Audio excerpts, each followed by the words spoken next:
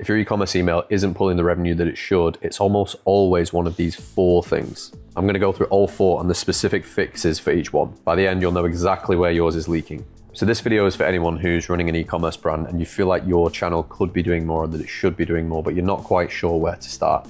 So you can forget the long list of tips that you've seen on many other channels. I'm sure almost everything that matters falls into one of these 4 buckets. But if there's one thing that ties it all together, it's that the brands that win are the ones who are treating their email list like a room full of individuals and not just one big broadcast. And then everything that follows is just a variation of that. So the first thing is sending the right thing to the right person. So this is a core mistake that I still see from so many people, so many brands, where they're blasting the whole list with just one message instead of segmenting it up. So you wouldn't talk to a VIP who's ordered 10 times, for example, the same way that you talk to somebody who's never bought. I always use this analogy of if you're running a cafe and maybe you're running it in a small town, you see some regulars, and then maybe sometimes you see people who are from out of town, you've never met them before.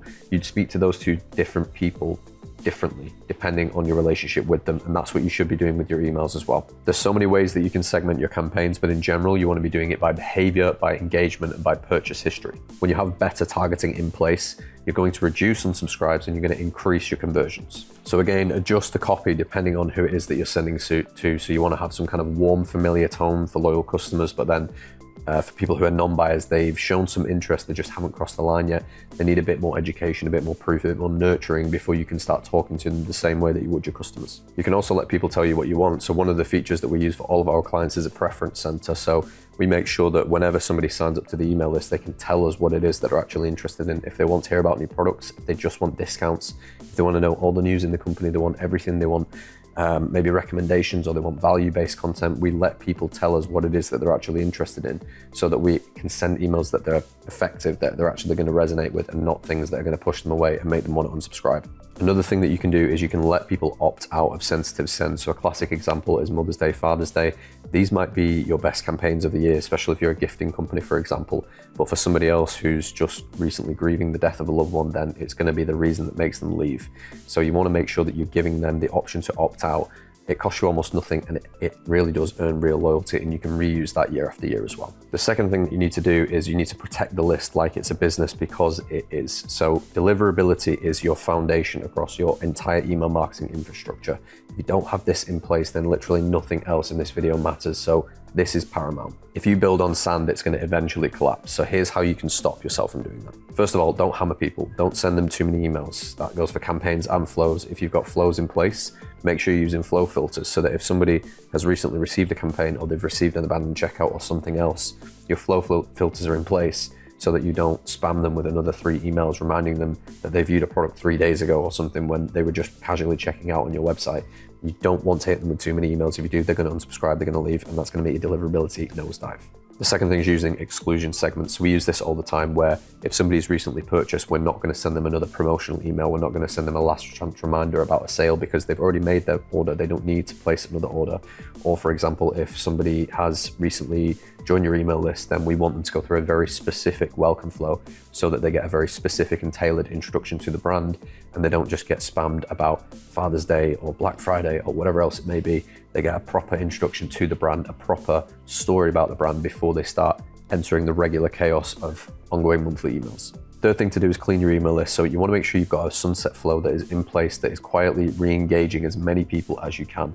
These aren't super effective these days, but they do tag your unengaged subscribers so that you know who has gone through this sunset flow, who you've tried to re-engage, and those people who you've not re-engaged, then it's time to cull them from your email list because they drag down your deliverability.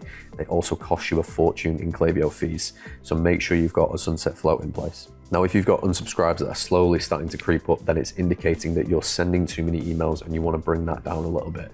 One of the easiest ways that you can do this without messing up your entire content calendar is using smart sending. So this is a feature that Klaviyo has where if you have sent an email within a certain period of time, that person who's received the email won't be included in the next email blast. So you can set that to whatever. It might be an hour, it might be 24 hours, it could be anywhere.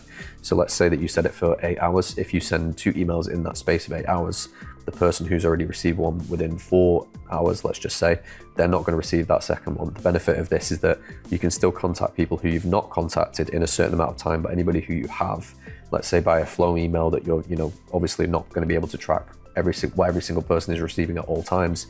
Smart sending is like a nice catch-all so that you can still send your regular content calendar, but you don't hit people who've already been hit with emails too many times in a short space of time. One of the things that we did to really decrease our unsubscribe rate was to actually add a custom footer. So if you look at most footers for emails these days, it just gives people the option to unsubscribe. One thing that we did before people jumped to that conclusion of saying, I'm receiving too many emails, I need to unsubscribe, these people are driving me crazy, how do I get them out of my life? You can add a section in your footer just above the unsubscribe, which gives people the option to manage their preferences. So similar to what I said earlier about we ask people to tell us what they're interested in and then we provide that, we put this manage preferences as a prior solution before the unsubscribe. So we put it there and we say, are we sending you too many emails? If so, tell us how many you want to receive, or tell us what type of content you want us to receive. So that way it deflects away from the unsubscribe, it minimizes unsubscribes. Only the people who are really angry and really annoyed at you are going to unsubscribe in that case. Most people are going to start choosing their preferences instead, and this does work. Now, one of our best free assets at Surefire is our Deliverability guide. So if you click the link in the description, you'll be able to sign up to my email list, the Operator's Handbook. That contains a link to get the Deliverability guide for free. We use this, it's absolute gold to protect your deliverability, to build a foundation, and then make sure that you're actually hitting the inbox and not the spam folder. So get the link in the description.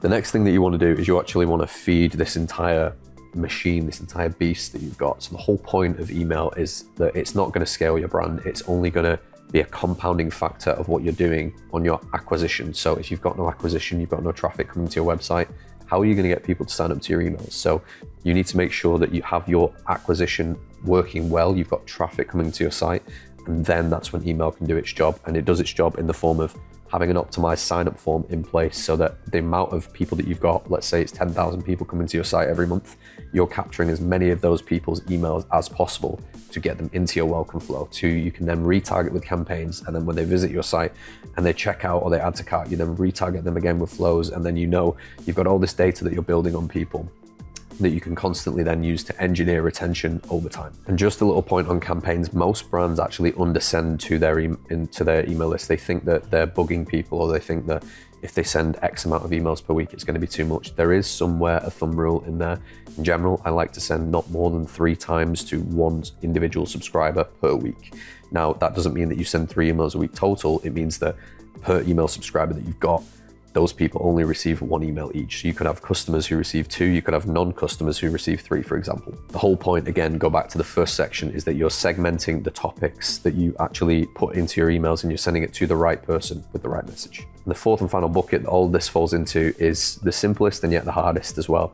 It's actually make the emails interesting, make them worth opening. So none of the above matters, again, if the emails that you're sending are boring. Your open rates and your click rates, they go down with every single send if the content that you're sending is just crap. So you want to make sure that you're building a proper content calendar. Don't just kind of fire from the hip with the emails that you're coming up with. Don't think of an idea on Monday and have it out by Wednesday or something like that. Build a content calendar weeks, months in advance. If you know that you've got a new product launch that's coming in August, make sure that you're drip feeding that information, that you're teasing it all throughout the month of July. These new product launches do really, really well, and yet for some reason, brands will just spend months and months, sometimes years, developing a new product and then just send one email out to say, oh yeah, we've got this new product, instead of teasing it for so much longer.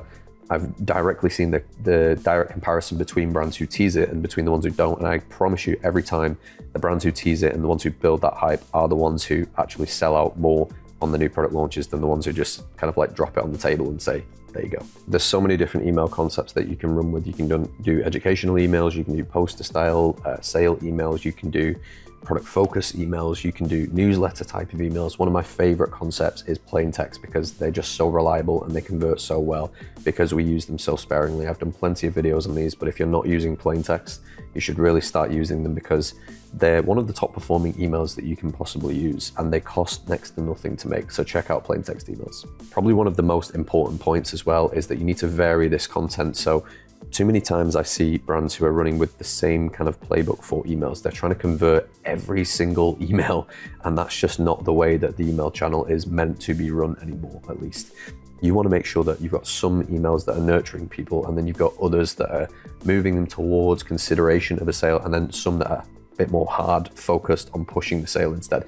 So don't try and sell in every single email, because eventually by email 25 that you've sent, it's trying to get them to buy the same product people are just going to check out, and that's how people become engaged. So if you're constantly selling all the time, you want to audit the content that you're sending and say, is this valuable? Is it useful? Is it different? Are we changing up the creative? Are we making it so that they're not predictable? Can people already guess what we're going to send by the subject line because we've sent the same concept over and over again? Really go through the content that you're sending with a fine-tooth comb and say, is it good?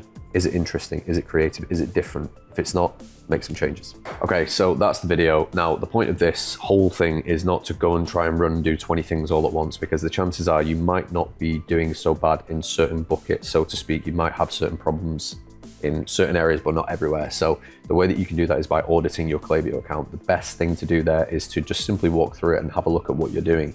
If you've got low open rates, then it might be a deliverability issue. If you've got low click rates, then it's probably a content issue. It's probably the content that you're sending to people, for whatever reason, it's not really resonating with them. It's not driving them into action. If you've got flows that are quiet and they're not getting much, not getting many people placing orders or many recipients going through it, then it's probably a traffic issue, which is completely separate to email. So it really does depend on which area that it is of your email system that isn't working that will determine the solution that you need to take. And you want to focus on one thing at a time in order to get it properly fixed. But I mentioned at the start, there's one thread that connects all of these together, and it's that you want to make sure that you're treating people like individuals and not like a big group. That's the problem with brands doing email marketing these days. It's that they're not segmenting enough. It's that they're not making it an individual experience. They're still treating it as just a channel to blast out their own message and not really tailor their message to the individual who's reading it. As more companies get into email, email is going to get more saturated with more emails going into the inbox, and so therefore only the ones that are most relevant are actually going to resonate with people, and that's the way that you need to run this moving forward.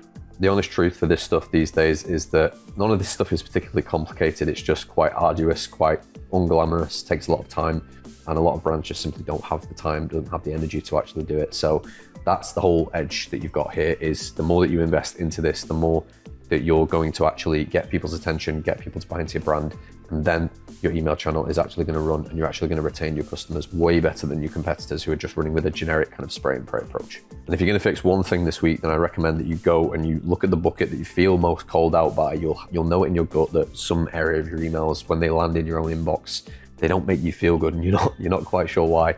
But that's what I would do, is go and look at the bucket or the area that you feel like is the problem, because chances are you're right. Chances are that is the one area to fix. And like I say, once you fix one, then you can fix the others. I go into more detail in this stuff in the operator's handbook. You can find a link to that below. Again, you can get the deliverability guide below. Thank you very much for watching, and I'll see you in the next video. Bye.